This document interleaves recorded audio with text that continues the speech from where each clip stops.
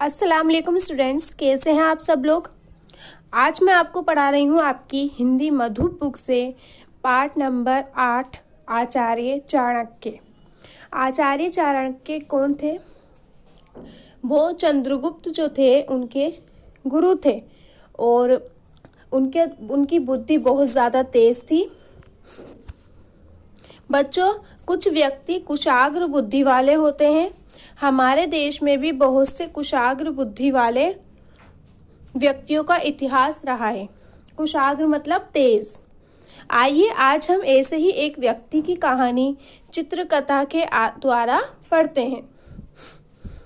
पाटलिपुत्र मतलब आज उसका नाम है पटना में रहने वाले आचार्य चाणक्य की चिरवांछित इच्छा थी कि उन्हें संतान प्राप्त हो। पाटलिपुत्र एक जगह का नाम है जो आज पटना के नाम से जानी जाती है। वहां पर रहते थे आचार्य चाणक्य। आचार्य चाणक्य जो थे वो आचार्य चाणक्य के पिता हैं। तो उनकी क्या इच्छा थी कि उन्हें एक बेटा हो। एक दिन उनकी यह अभिलाषा पूरी हुई और उन्हें पुत्र रत्न की प्राप्ति हुई। मतलब एक दिन उनके पुत्र पैदा हुआ उनके घर में। लेकिन ये शिशु अन्य शिशुओं के समान नहीं था। लेकिन ये बच्चा जो था बाकी बच्चे जैसे होते हैं उनकी तरह नहीं था। जैसे क्या बात थी इनके अंदर अलग? इनकी बीवी बोलती है, देखिए नाथ, ये अन्य नवजात शिशुओं की भांति जन्म लेते ही नहीं रोया। क्या कहा उनकी बीवी ने? कि जैसे बच्चे जन्म लेते हैं रोते हैं, वैसे ये बच्चा जन्म लेने पर नहीं रोया। फिर आचार्य चाणक्य कहते हैं, हाँ मैंने भी इसका रुदन नहीं सुना। रुदन मतलब रोना। अरे इसके मुख में तो संपूर्ण दांत विद्यमान है। बच्चे जो होते हैं उनके मुंह में दांत नहीं होते, पूरे क्या दांत ही नहीं होते हैं बच्चों के मुंह में।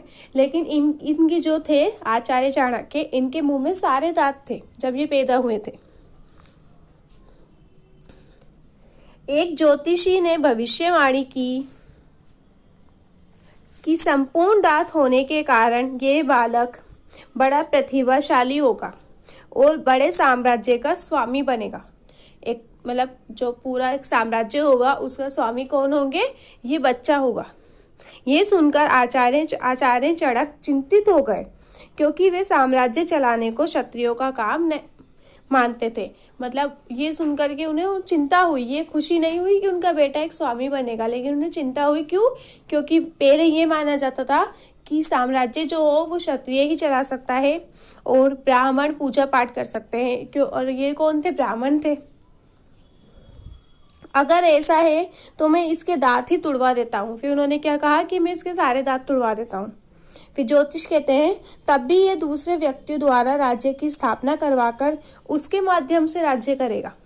मतलब अगर आप ऐसा करते हैं तो भी ये किसी दूसरे इंसान के द्वारा अपना एक राज्य बनाएगा और उसमें राज करेगा। आचार्य चाणक्य ने बालक का नाम विष्णुगुप्त रखा। उस बच्चे का नाम क्या रखा? विष्णुगुप्त। समय के साथ विष्णुगुप्त बड़ा होने लगा। वे कुशाग्र बुद्धि का स्वामी था। एक दिन वे मंत्रोच्चारण कर रहा था, तब उनकी बीवी के कहती है, स्वामी देखा आपने, हमारा विष्णुगुप्त कितनी शीघ्रता से मंत्र कंठस्थ कर लेता है। कंठस्थ मतलब याद, बोल भी लेता है। मैं इसे शिक्षा दीक्षा के लिए तक्षशिला विश्वविद्यालय भेजना चाहता हूँ। तक्षशिला एक विश्वविद्यालय था वहां पर। तो वो क्या कहते हैं कि मैं इसे और शिक्षा प्राप्त करने के लिए वहां भेजना चाहता हूँ। वहीं रहकर ये अपने उद्देश्य की प्राप्ति कर सकेगा। तक्षशिला विश्वविद्यालय में सभी विषयों के विद्वान आचार्य थे, मतलब पढ़ाने वाले थे वहां पर। देश विदेश में उनकी ख्याति थी, मतलब प्रसिद्ध थे वो लोग, मशहूर थे। विश्वविद्यालय के प्रधानाचार्य आचार्य चाणक्य के परिचित थे। वहां के जो प्रधानाचार्य थे वो आचार्य चाणक्य के जानने वाले थे, उनसे परिचित थे। पिता की आज्ञा पाकर विष्णुगुप्त तक्षशिला विश्वविद्यालय में पहुंचा और प्रधानाचार्य से मिला। प्रधानाचार्य बोलते हैं, तुम्हारा इस विश्वविद्यालय में स्वागत है। क्या तुम्हारे पिता ने मेरे लिए कोई संदेश भेजा है? फिर विष्णुगुप्त कहते हैं, जी आचार्य, उन्होंने एक पत्र आपके नाम दिया है। प्रधानाचार्य कहते हैं, ठीक है विष्णुगुप्त, लेकिन विश्वविद्यालय के नियम के अनुसार तुम्हें एक परीक्षा देनी होगी। परीक्षा में उत्तीर्ण होने के बाद ही तुम यहाँ शिक्षा पाने के योग्य समझे जाओगे। मैं परीक्षा के लिए तैयार हूँ आचार्य। 2 आचार्यों ने विष्णुगुप्त की परीक्षा ली। वे उनकी कुशाग्र बुद्धि से बहुत प्रभावित हुए, मतलब तेज बुद्धि से, और विश्वविद्यालय में प्रवेश मिल गया। विष्णुगुप्त विद्वान आचार्यों से शिक्षा प्राप्त करने लगा। उनका सानिध्य पाकर उनकी प्रतिभा निखर गई, मतलब उनका साथ पाकर के जो आचार्य थे वहां पे पढ़ाने वाले थे, उनका साथ पाकर के वो और ज्यादा प्रतिभाशाली हो गए, उनको और अच्छे बढ़ने को मिला आगे। वे कुछ ही वर्षों में राजनीति शास्त्र, दर्शन शास्त्र, रसायन शास्त्र, ज्योतिष आदि में पारंगत हो गए, माहिर हो गए। उनके तर्क सुनकर सभी दंग रह जाते। जब उनकी शिक्षा पूर्ण हुई तो वे प्रधानाचार्य के घर लौटने की अनुमति लेने उनके पास आए, मतलब फिर वो घर जाना चाहते थे अपने वापिस, तो अपने प्रधानाचार्य के पास आए और उनसे कहा, क्या मैं घर जा सकता हूँ? विष्णुगुप्त, फिर प्रधानाचार्य कहते हैं, विष्णुगुप्त, मैं और तुम्हारे पिता चाहते हैं कि तुम यहीं रहकर राजनीति और अर्थशास्त्र के आचार्य का पदभार संभालो। आचार्य चाणक्य के पुत्र होने के कारण तुम आज से चाणक्य के नाम से प्रसिद्ध होंगे। फिर उनके प्रधानाचार्य ने उन्हें वहीं पर ही एक राजनीति और अर्थशास्त्र का आचार्य बना दिया, मतलब उन्हें वहां पे पढ़ाने के लिए रख लिया और उनको क्या नाम दिया? आचार्य चाणक्य। जो आज्ञा आचार्य चाणक्य वहीं रहकर शिक्षण कार्य करने लगे। उनकी विद्वत्ता की ख्याति दूर दूर तक फैलने लगी। दूर दूर से विद्वान उनके शास्त्रार्थ करने आने लगे, मतलब उनसे मिलने, उनसे पढ़ने। एक दिन माता पिता से मिलने की इच्छा लिए वे पाटलिपुत्र लौटे, लेकिन कुटिया में माता पिता को ना पाकर चिंतित हो उठे। फिर उन्होंने क्या कहा? भ्राता, इस कुटिया के स्वामी कहाँ गए? फिर एक आदमी से पूछते हैं कि यहाँ जो रहते थे वो कहाँ गए? फिर वो बोलते हैं, यदि तुम आचार्य चाणक्य की बात कर रहे हो तो वे तो कब के यहाँ से चले गए, पर क्यों और कहाँ? फिर वो आदमी बोलते हैं, सुना है कि यहाँ के अयोग्य एवं विलासी राजा धनानंद से विद्रोह के अपराध में वे देश से निकाले गए हैं। वहाँ के पाटलिपुत्र के जो राजा थे, राजा धनानंद, उन्होंने उनके ऊपर इल्जाम लगाए और उन्हें क्या करा? वहां से निकाल दिया। किसको? आचार्य चाणक्य के पिता को, आचार्य चाणक्य को। फिर वो कहते हैं, आचार्य चाणक्य, मैं अपने पिता और इस भूमि को इस आताई राजा से अवश्य मुक्त कराऊंगा। वो फिर शपथ लेते हैं, मतलब एक कसम खाते हैं कि मैं इस राज्य को ऐसे राजा से बिल्कुल मुक्ति करा दूंगा, इस राजा को यहाँ से हटवा दूंगा। धनानंद को जड़ से उखाड़कर किसी योग्य राजा को राज्य सौंपने का संकल्प लेकर आचार्य चाणक्य चल पड़े। चंद्रगुप्त के रूप में उनकी ये खोज पूरी हुई। फिर उन्हें कौन मिले? चंद्रगुप्त मिले। चंद्रगुप्त की सहायता से राजा धनानंद का अंत कर उन्होंने अपना संकल्प पूरा किया।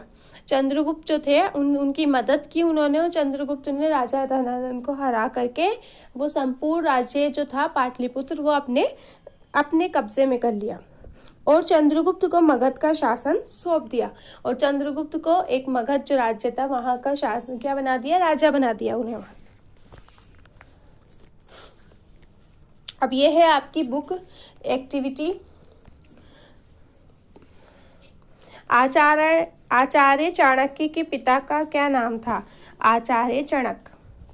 आचार्य चाणक्य कहाँ रहते थे? पाटलिपुत्र में। विष्णुगुप्त ने कहाँ से शिक्षा प्राप्त की? तक्षशिला विश्वविद्यालय से। फिर है प्रश्न उत्तर जो आपको कॉपी में भी करने हैं। विष्णुगुप्त को चाणक्य नाम किसने दिया? उत्तर, विष्णुगुप्त को चाणक्य नाम उनके प्रधानाध्यापक ने दिया। प्रश्न नंबर 2, आचार्य चाणक्य ने किसके माध्यम से अपना संकल्प पूरा किया? उत्तर, आचार्य चाणक्य ने चंद्रगुप्त के माध्यम से अपना संकल्प पूरा किया। प्रश्न नंबर 3, आचार्य चाणक्य के माता पिता को देश निकाला क्यों दिया गया? उत्तर, आचार्य चाणक्य के माता पिता को देशद्रोह के अपराध में देश निकाला दिया गया। प्रश्न नंबर 4, विष्णुगुप्त ने तक्षशिला में किन किन विषयों की शिक्षा प्राप्त की? उत्तर, विष्णुगुप्त ने तक्षशिला में राजनीति शास्त्र, दर्शन शास्त्र, रसायन शास्त्र, ज्योतिष आदि की शिक्षा प्राप्त की। फिर है कुछ वाक्यों में उत्तर दीजिए। इसके आंसर है आगे। पहला प्रश्न है, आचार्य चाणक्य का नवजात पुत्र अन्य शिशुओं से अलग क्यों था? ये रहा इसका आंसर। आचार्य चाणक्य का नवजात पुत्र अन्य शिष्यों की भांति जन्म लेते ही रोया नहीं और उसके मुंह में संपूर्ण दांत विद्यमान थे। प्रश्न नंबर 2, भविष्यवाणी सुनकर आचार्य चाणक्य क्यों चिंतित हुए? उत्तर, भविष्यवाणी सुनकर आचार्य चाणक्य इसलिए चिंतित हुए क्योंकि वे साम्राज्य चलाने को क्षत्रियों का काम मानते थे। प्रश्न नंबर 3, शिक्षा पूरी होने पर प्रधानाचार्य ने विष्णुगुप्त से क्या कहा? उत्तर, शिक्षा पूरी होने पर प्रधानाचार्य ने विष्णुगुप्त से कहा कि वे यहीं रहकर राजनीति और अर्थशास्त्र के आचार्य का पदभार संभाले। प्रश्न नंबर 4, चाणक्य ने अपना संकल्प कैसे पूरा किया? उत्तर, चंद्रगुप्त की सहायता से राजा धनंद का अंत करके चाणक्य ने अपना संकल्प पूरा किया। ऊंची शब्द चुनकर वाक्य पूरे कीजिए। जैसे कहाँ पे क्या आएगा, कहाँ पर क्या आएगा, ये लगा हुआ है यहाँ। एक स्त्री कुटिया के अंदर बाहर आ जा रही है। अन्य नवजात शिशुओं की भांति रोया भी नहीं। तुम्हारा पुत्र विशाल साम्राज्य का स्वामी बनेगा। ऐसे बालक को तक्षशिला विश्वविद्यालय जाना चाहिए। मैं इस भूमि को इस अयोग्य एवं आताई राजा से मुक्त कराऊंगा। फिर है, शब्दों को जोड़कर नया शब्द बनाइए। प्रसन्न प्लस चित प्रसन्नचित, विश्व प्लस विद्यालय विश्वविद्यालय, चिर प्लस वांछित चिरवांछित, राज प्लस महल राजमहल। उचित विराम चिन्ह लगाइए। देखिए मैंने विराम चिन्ह लगा दिए यहाँ पर आपके लिए। और ये है जो आपको सबसे पहले करने हैं शब्दार्थ।